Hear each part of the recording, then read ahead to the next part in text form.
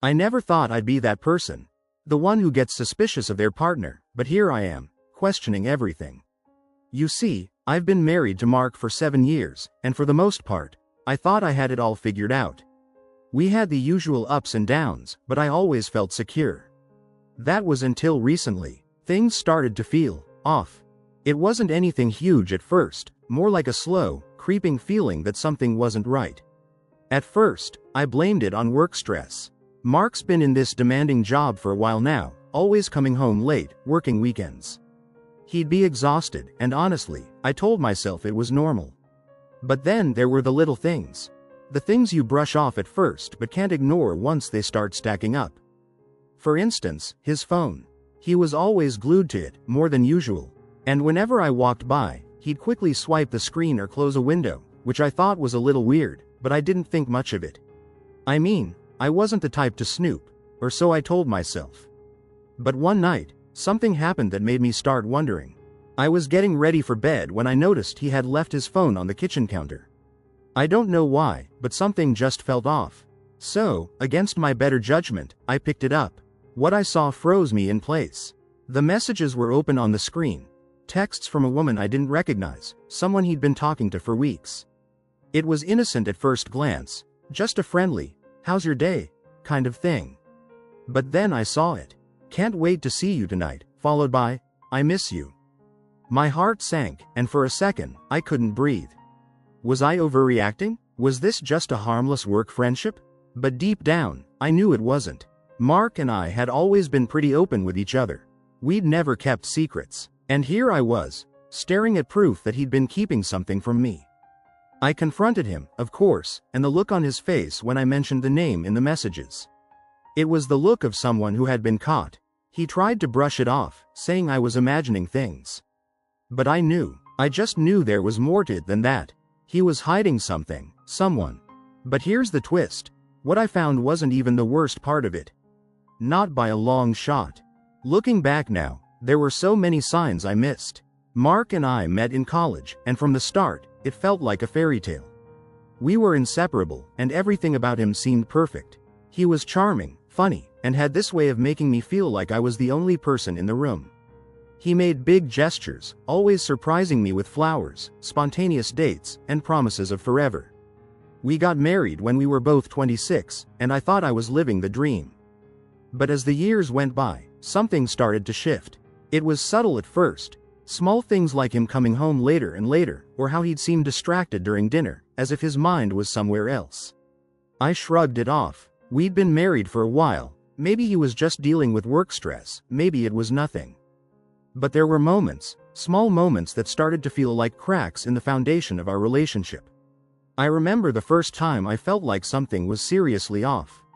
It was a random Tuesday night, and I had just gotten home from work. I expected Mark to be there, like usual. But when I walked into our living room, he wasn't. The TV was on, but he was nowhere to be found. After a few minutes of searching the house, I found him in the garage.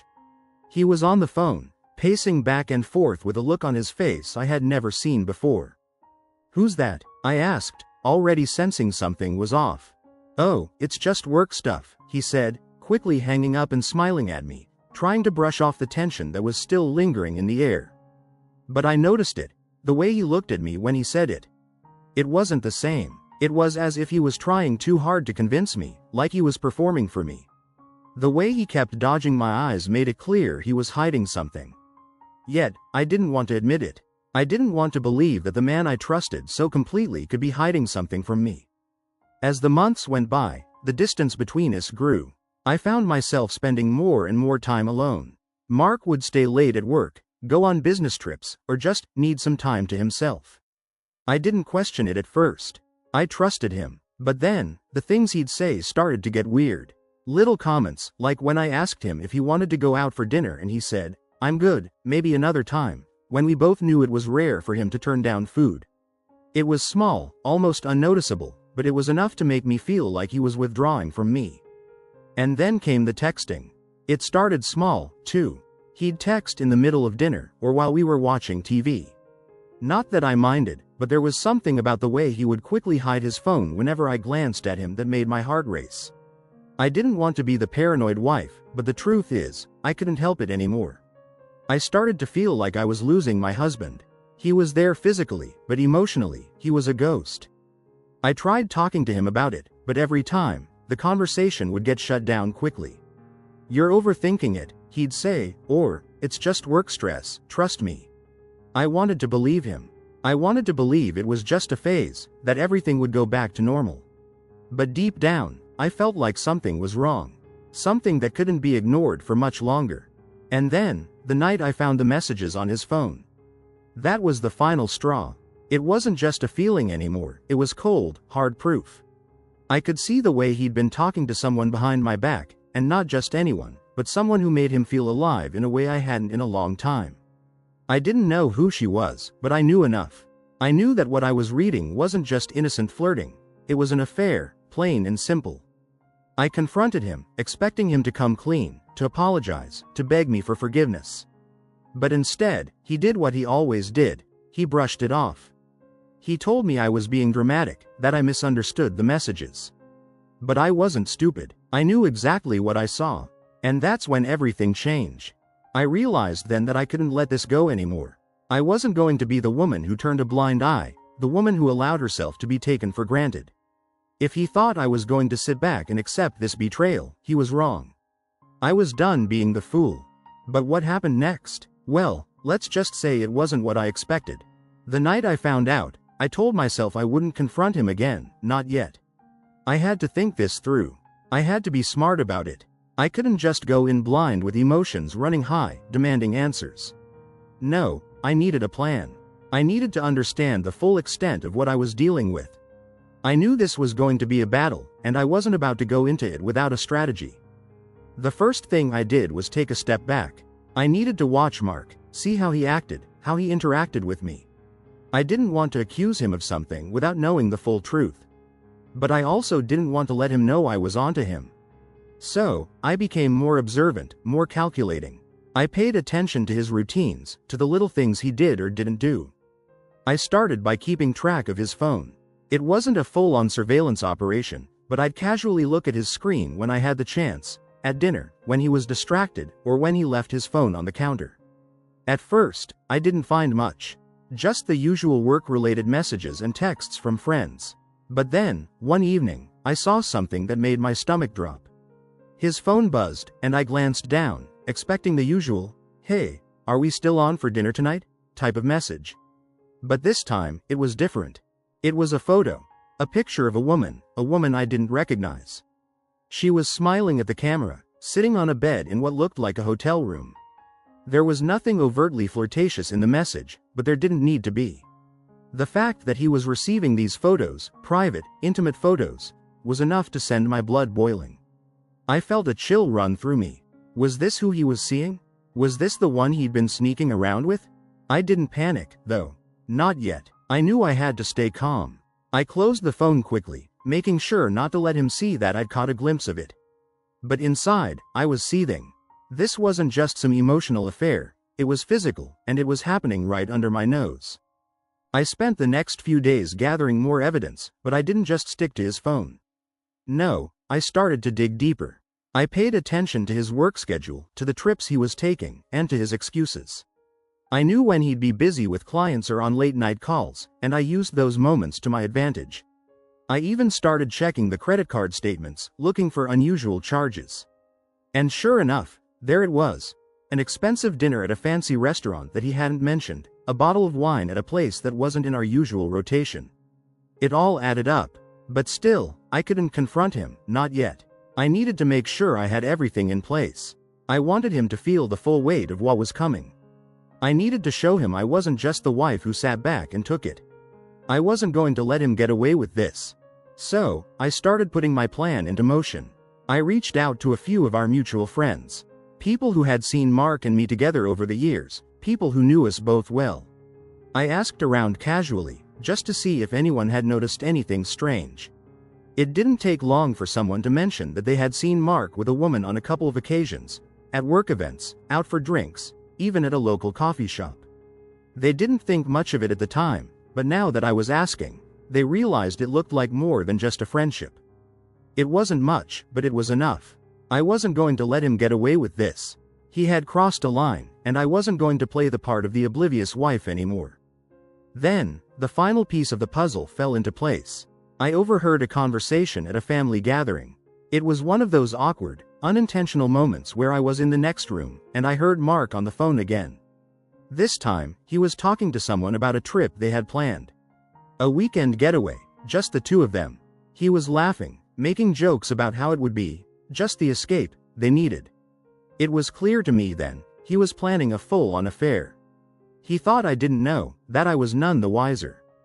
That's when I realized, he had been treating me like a fool for too long. It wasn't just a random mistake. He wasn't just slipping up here and there. He was lying, hiding, and betraying me on purpose. He thought he could have it all, the wife at home, the girlfriend on the side. But what he didn't know was that I was about to flip the script. The time had finally come. I had everything I needed to confront Mark, but I wasn't going to do it the way he expected. I wasn't going to scream or cry or beg for the truth. No, this was going to be different. This was going to be on my terms. I had spent weeks collecting evidence, watching his every move, and gathering every single lie he had told. Now, it was time for the truth to come crashing down on him. The night before his weekend getaway with her, I decided to take action.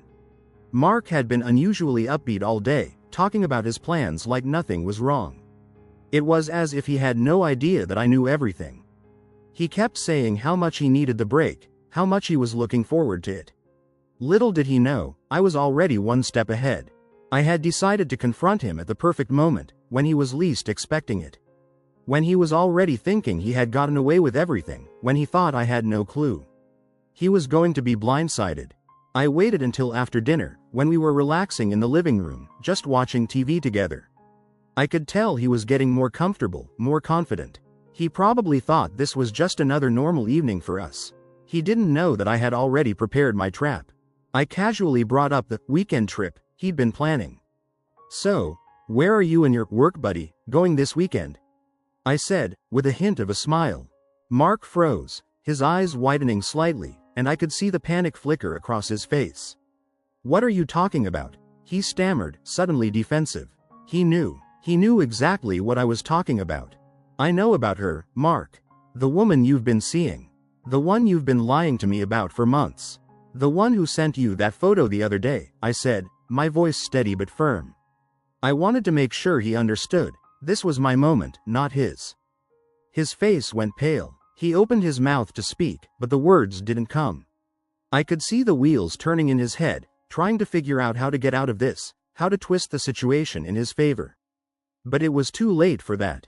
"I know everything, Mark," I continued. "The phone calls, the hotel bookings, the dinners, the lies. You thought I was too stupid to notice, didn't you?" I wasn't shouting, I wasn't losing my cool. I was calm, I was in control. For a moment, he just stared at me, his face a mixture of guilt and disbelief. Finally, he muttered, "It's not what you think." "Really?" I said, leaning in, my voice cold.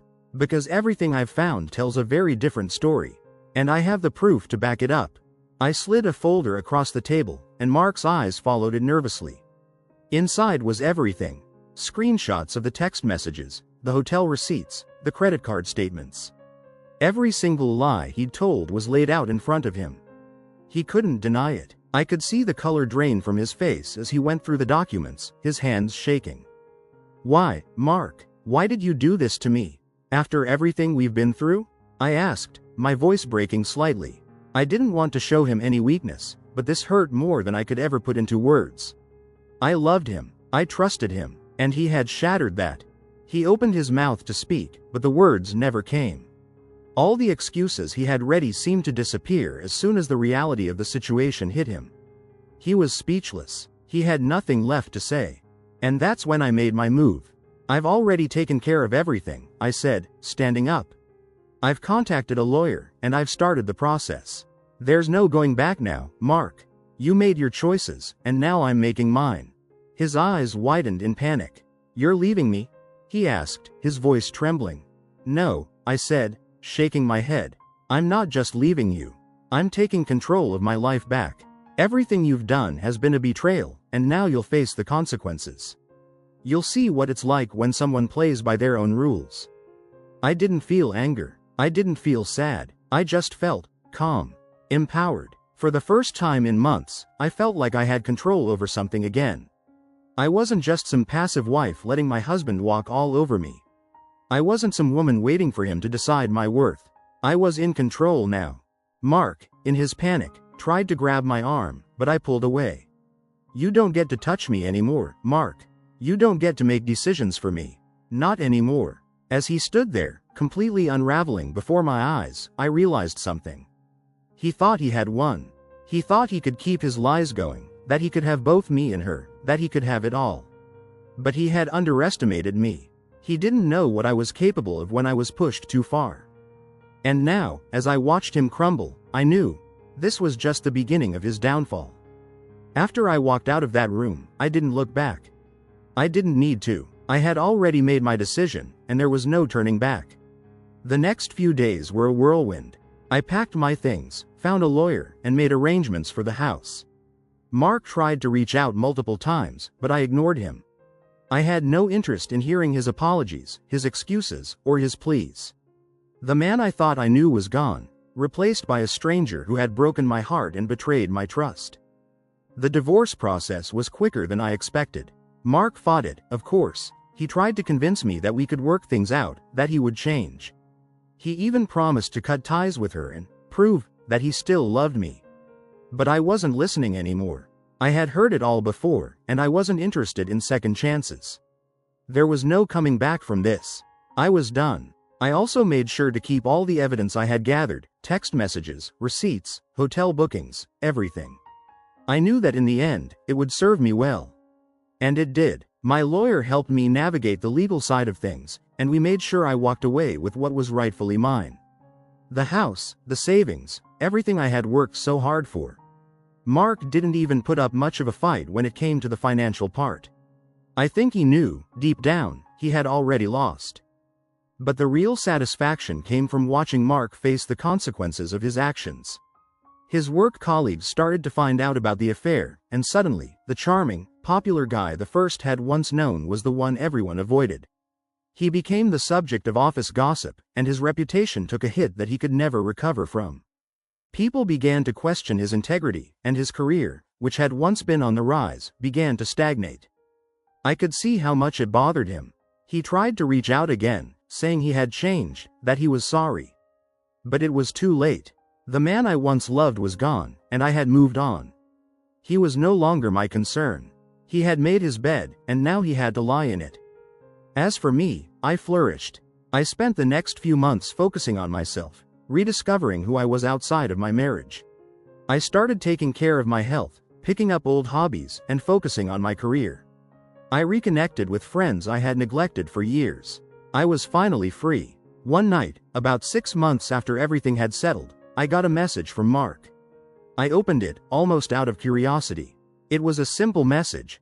I miss you. I made a mistake. Please let's talk. I didn't respond. Instead, I deleted it and blocked his number. That was the final nail in the coffin. I realized that I didn't need him. I never did. I was stronger than I thought. The pain, the betrayal, it all led me here. To a place of peace, of freedom, and control. I didn't need validation from anyone, especially not from the man who had once promised me forever. I had taken my life back, and in the end, I came out on top. Story 2. When I was in college in the 90s, I met Jake, then M23, through mutual friends. He had already graduated and was planning to move to the opposite side of the United States for grad school, and I had already been making plans to move with friends only a 90-minute drive away from where he was moving to. We had so much in common, fell in love, and it really seemed like fate, both planning to move 3,000 miles and landing so close together.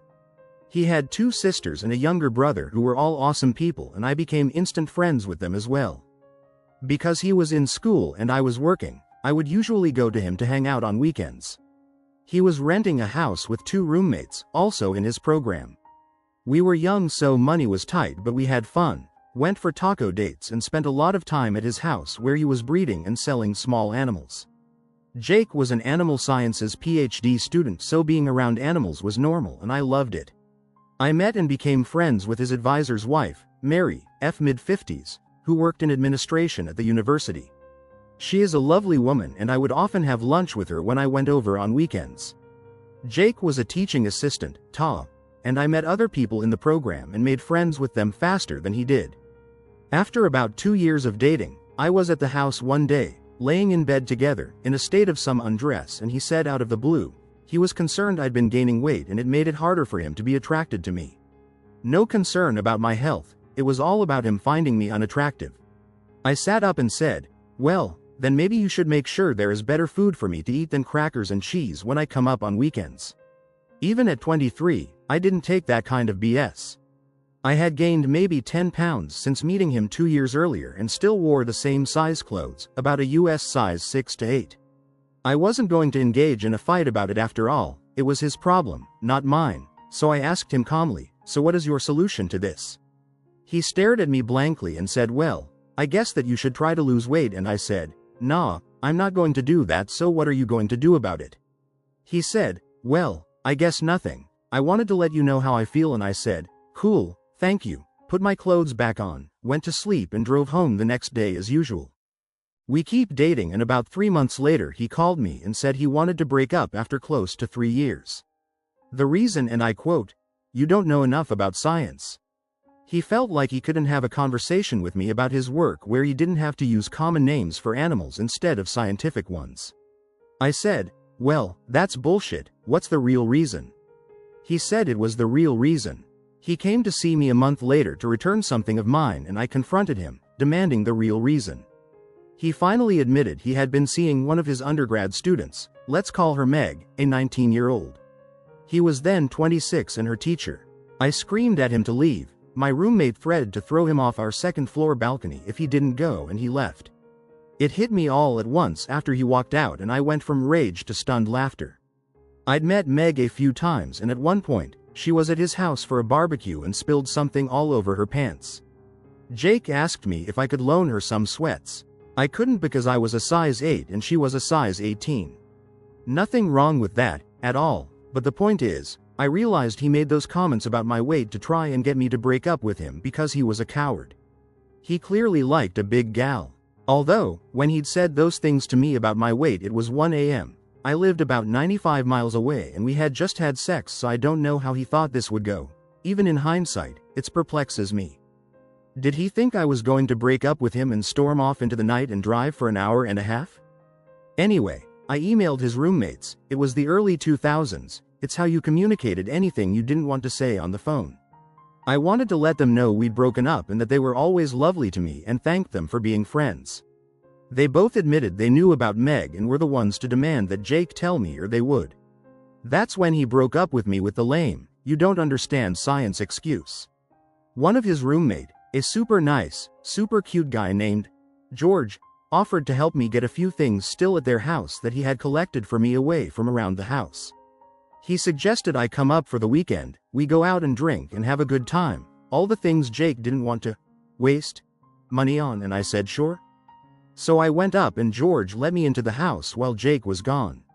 I took photos of all of his animals because while I might not be a PhD student, I paid attention and I knew he had an endangered species in his care.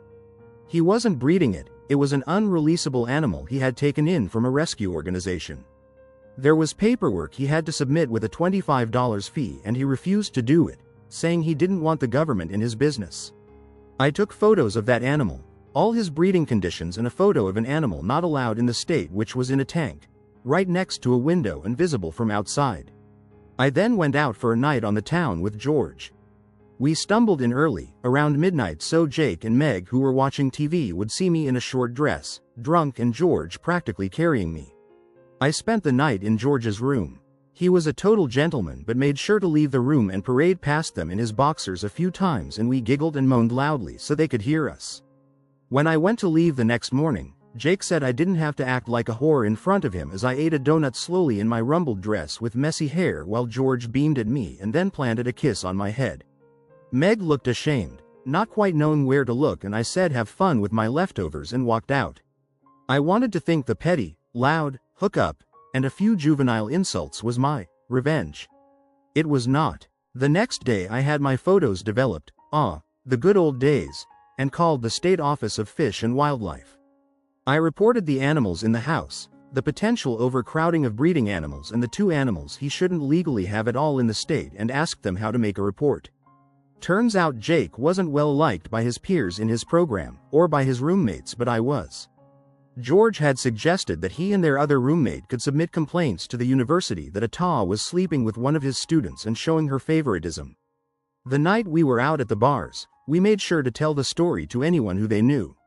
They made sure all the women in his classes knew he was sleeping with Meg. It wasn't a large program, so people knew fast he had cheated and was now dating his student. George and the other roommate made sure people knew they had put in complaints, sick of Jake's entitled BS. With my full statement made and photos sent to the state wildlife officials, I called my friend Mary, Jake's advisor's wife. She knew about the breakup and lame reason, and I let her know he admitted he was sleeping with a student. I'd been emailing with him and he admitted to it in writing, so I sent that to Mary. To say she was not happy about that was an understatement. She said she made sure it would be investigated and told her husband, Jake's direct advisor, while I was on the phone with her. Speaking of investigations, a few weeks later George called me, giddy, to say state fish and wildlife officials were there, confiscating animals. He told them he would be happy to tell them whatever they needed to know.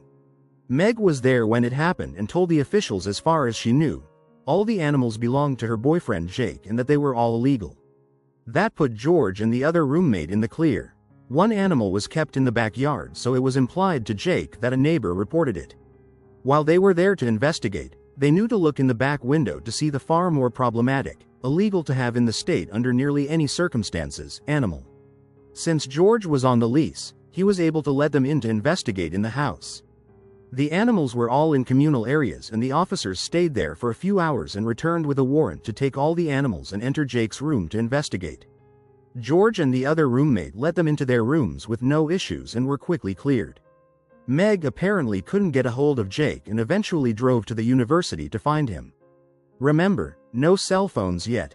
It was a good day. The only animals they left was some guppies in a fish tank. Now, PhD students need grant money to do research, and a large part of animal studies funding comes from the federal government. Jake had just gotten an EPA grant right around when he broke up with me.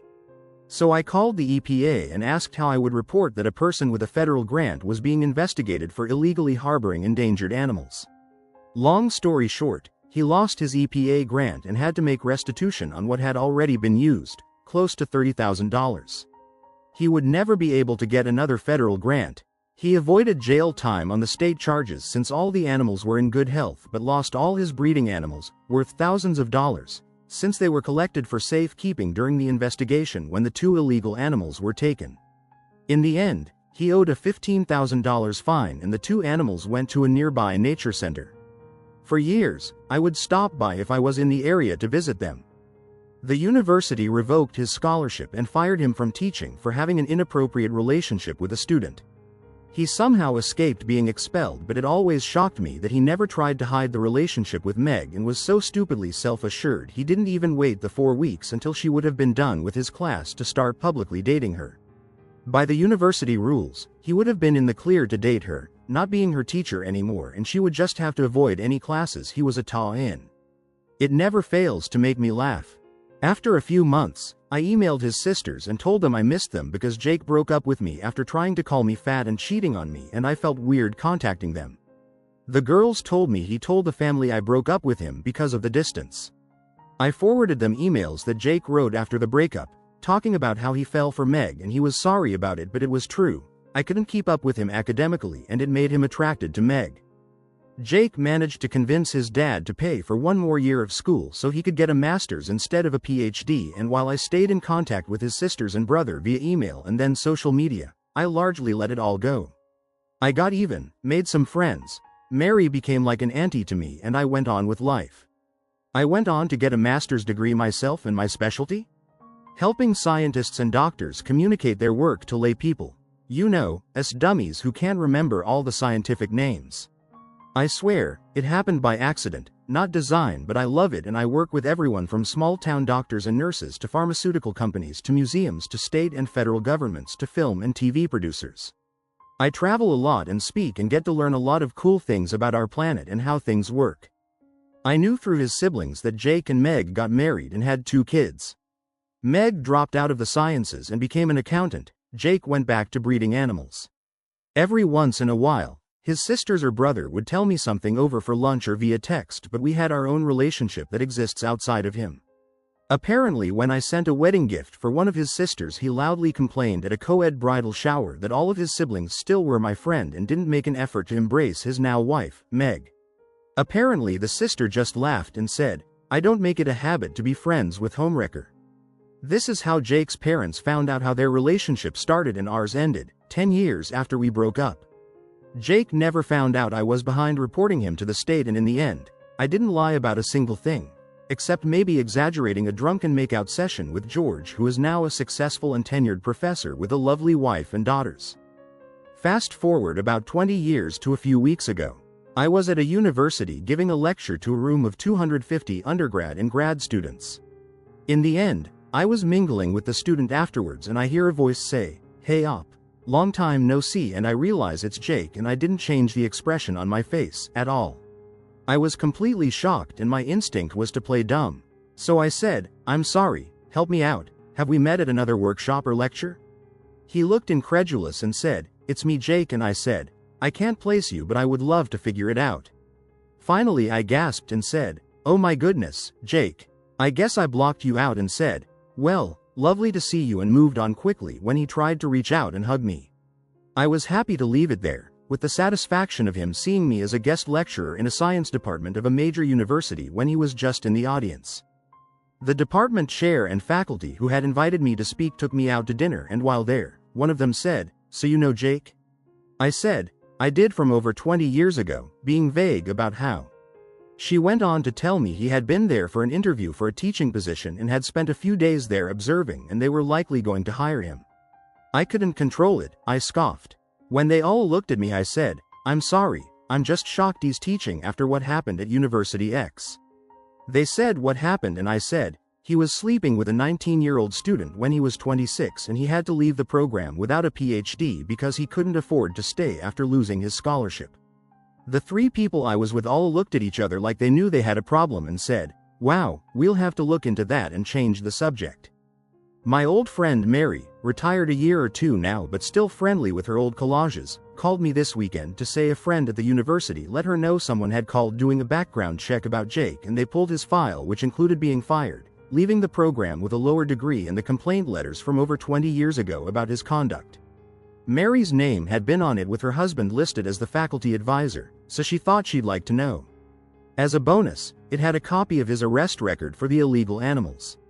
I guess his dad had paid for a decent lawyer to get the record expunged after the charges were reduced, and he paid the fines so it doesn't show up on a standard background check. I don't think he's going to get that job. So I will return to my life, content that the universe comes through sometimes, especially if you give it a little nudge now and then. The best revenge is when you don't have to do anything wrong, you just have to help direct knowledge to the right places. If there is anything I can impart to any young women and men reading this, as I shimmy happily into my now size 10 pants, it's that, if someone who is supposed to love you complains about your weight or looks, that is their problem to fix mentally, not yours, and maybe it's time to check out what they are doing behind your back or simply move on. Remember though, it is their flaw, not yours. If Jake hadn't been a coward and tried to make me break up with him and just ended things with me in a mature way, I might not have found out about Meg and turned his own wickedness back on himself.